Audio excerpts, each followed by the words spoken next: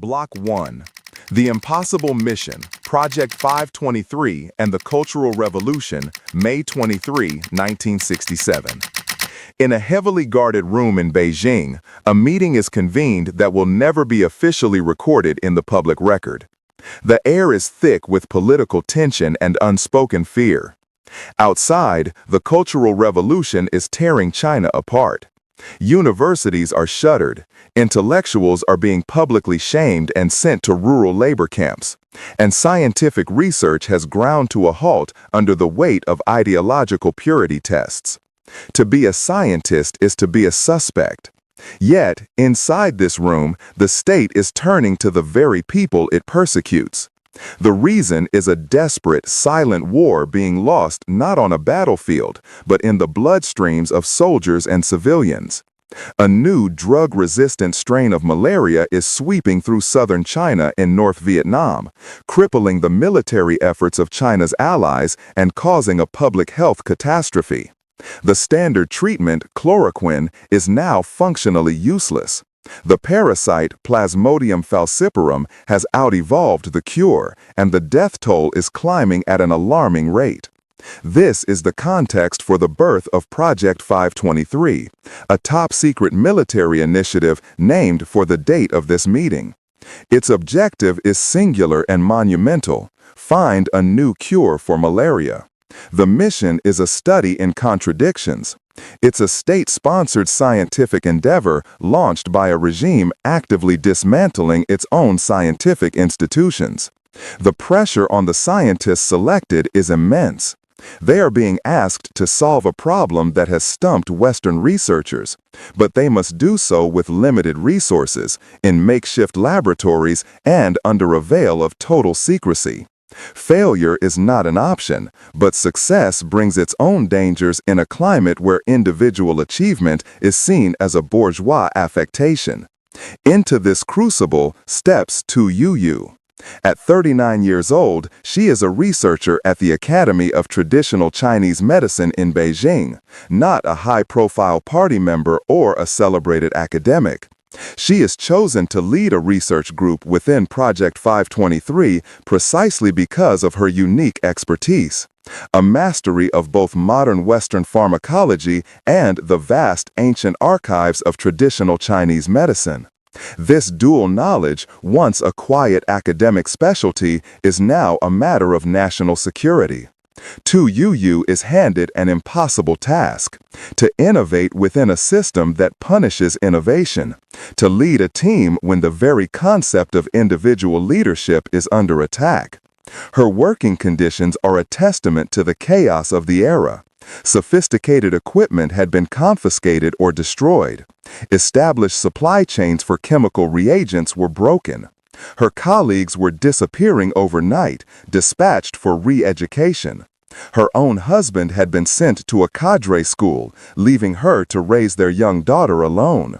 She was forced to work in a poorly ventilated lab, exposing herself to toxic solvents that would have a lasting impact on her health. The psychological toll was just as severe. The project was so clandestine that she couldn't speak of her work to anyone. She was a ghost, operating in the shadows of a revolution that celebrated ignorance and condemned inquiry. The immense pressure and isolation faced by scientists became the daily reality for everyone involved in Project 523. They were tasked with saving the state from a biological crisis while simultaneously hiding from the state's political purges. Every experiment was a risk. Every request for resources a potential accusation of being counter-revolutionary. While other teams within the project pursued the conventional path of synthesizing thousands of new chemical compounds, a brute force approach that had yielded no results, Tu Youyou felt a pull in a different direction. The scale of the crisis demanded a more elegant, more targeted solution.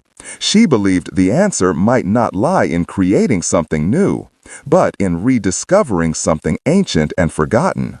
She proposed a systematic deep dive into the classical texts of Chinese medicine, a decision that was both inspired and profoundly dangerous. In an era demanding a violent break from the feudal past, she was arguing that the key to a modern plague was hidden in ancient scrolls. How could a cure possibly be found by looking backward into the very texts the revolution sought to erase? And how could one woman, armed with little more than a handful of researchers and a library of condemned knowledge, succeed where the world's pharmaceutical giants had failed? Block 2. Unearthing Ancient Wisdom, the Artemisinin Breakthrough. That question, how to find a future cure in a persecuted past, became the singular obsession of Tu Youyou. Following the project's directive, her team began an exhaustive archaeological dig through medical history. They traveled across China, visiting dusty archives and provincial libraries, unearthing thousands of ancient texts, folk remedies, and herbal prescriptions. It was a monumental undertaking. They sifted through over 2,000 potential treatments, meticulously documenting each one, from remedies for common ailments to obscure cures for tropical fevers. For months, the work was a series of frustrating dead ends. They tested hundreds of herbal extracts based on these historical records, but none showed consistent, powerful effects against the malaria parasite in their animal models. The pressure from the military commission was mounting. Other research groups were failing, and the body count from the epidemic continued to rise. The system demanded results, and Tu Youyou's unconventional approach was looking like a failure. But she remained convinced that the answer was buried somewhere in that mountain of ancient literature. She and her team narrowed their focus to 640 prescriptions, and then to around 200. One herb kept reappearing in texts related to treating intermittent fevers, the classic symptom of malaria: King Hao, or sweet wormwood. The team prepared an extract from the local sweet wormwood plant, Artemisia annua. But again, the results were disappointing. The extract showed some minor activity against the parasite, but it was inconsistent and far too weak to be a viable cure. Other researchers had reached the same conclusion and abandoned this line of inquiry. This is where the investigation could have ended. But Tu Youyou's brilliance was not just in her knowledge of chemistry, but in her deep, respectful reading of the historical sources. She returned to the text one more time, looking for a clue she might have missed. She found it in a 1600-year-old book, Ge Hong's A Handbook of Prescriptions for Emergencies, written around 340 AD. The text contained a single, cryptic sentence describing the use of sweet wormwood. A handful of King Hao, immersed with 2 liters of water, wring out the juice and drink it all. The crucial verb was wring, not boil.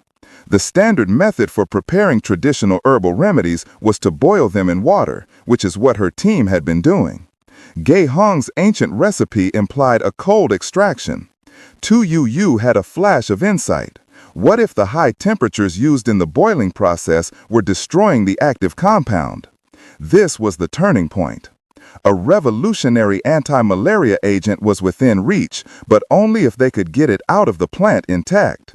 She redesigned the entire extraction protocol. Instead of hot water, she proposed using a low boiling point solvent, diethyl ether, to gently coax the compound from the leaves at a controlled low temperature. It was a masterful synthesis of ancient wisdom and modern chemical technique. On October 4, 1971, they tested the new ether-based extract on malaria-infected mice. The result was astonishing, a 100% inhibition rate. They repeated the experiment with infected monkeys, and the results were the same. They had found it. They had isolated a substance of incredible potency. The next step was to purify the active compound. Working tirelessly, her team eventually produced the first pure crystalline needles of what would later be called artemisinin. But before it could be tested on human patients, its safety had to be confirmed. In a system riddled with paranoia and lacking formal protocols for human trials, Tu Youyou and 2 other members of her team made an extraordinary decision. They volunteered to be the first human subjects. They took the extract themselves to prove it was not toxic, risking their own lives for the sake of the project.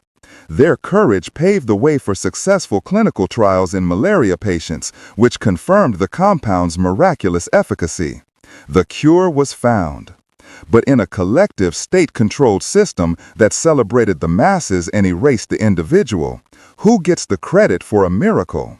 When a discovery is deliberately anonymized, who owns the breakthrough that would go on to save millions of lives? Block 3. From Secret Savior to Nobel Laureate. The fight for recognition. That question of ownership would haunt the discovery of artemisinin for nearly half a century.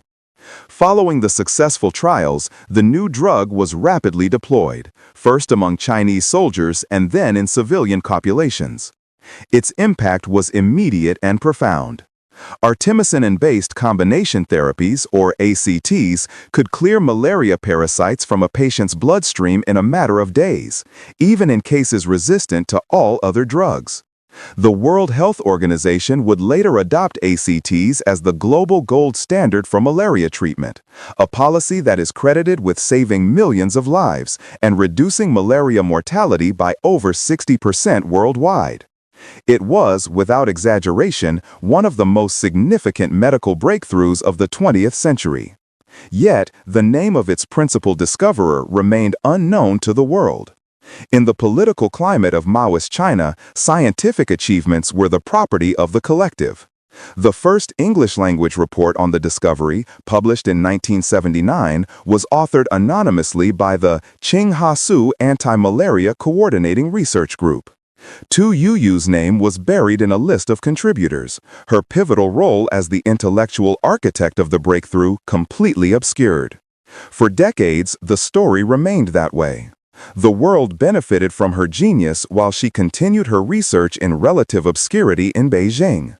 The fight for recognition began not with Tu Youyou herself, but with a handful of curious and justice-minded scientists in the West. In the early 2000s, researchers like Louis H. Miller and Xinzhuan Su at the U.S. National Institutes of Health became fascinated by the origins of this miracle drug. They began a painstaking process of scientific forensics, traveling to China, digging through declassified archives, and interviewing the aging members of the original Project 523 teams. They pieced together the timeline, cross-referenced lab notebooks with internal reports, and followed the trail of evidence. Over and over, that trail led back to one person, Tu Youyou.